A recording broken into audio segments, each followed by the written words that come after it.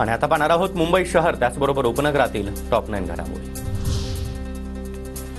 मुंबई शहरातील हवेची गुणवत्ता खालावली, हवेचा निर्देशांक 194 इतका खाली घसरला।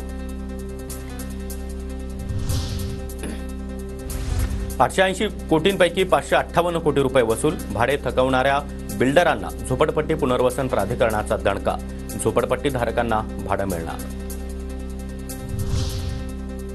मुंबईमध्ये शहरात राजकीय फलकांची संख्या वाढली, उच्च न्यायालयाकडून कारण दाखवा नोटीस। पालिका अधिकारी लाच प्रकरणी अटकेत, 2 कोटींची लाच मागितल्याच्या आरोपाखाली महापालिकेचे पदनिर्देशित अधिकारी मंदार तारी यांना एसीबीकडून अटक। सांताक्रूज चेंबूर लिंक रोडची डेडलाईन पुन्हा एकदा हुकली, पश्चिम द्रुतगती मार्गावरील केबल स्टेज ब्रिजच्या कामाला विलंब, मे 2025 नंतर लिंक रोड सेवेत दाखल होण्याची शक्यता। मुंबई कृषी उत्पन्न बाजार समितीमध्ये पालेभाज्यांचे दर दुपटीनं वाढले, आवक वाढल्यानं दरामध्ये वाढ। नवी मुंबईमध्ये महावितरणची 2701 प्रकरणं निकाली, महावितरणच्या सवलतीचा लाभ घेत ग्राहकांकडून 6 कोटी 21 लाख रुपयांचा भरणा, वाशी मंडल कार्यालयाअंतर्गत 30 लाख रुपयांची वसुली।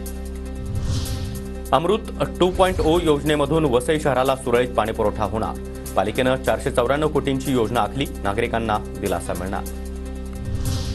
विरार रेल्वे स्थानकाच्या येत्या 2 वर्षांमध्ये कायापालट होणार, रिक्षांची गर्दी कमी करण्यासाठी उन्नत डेक त्याचबरोबर लिफ्टची सुविधा देखील उपलब्ध होणार।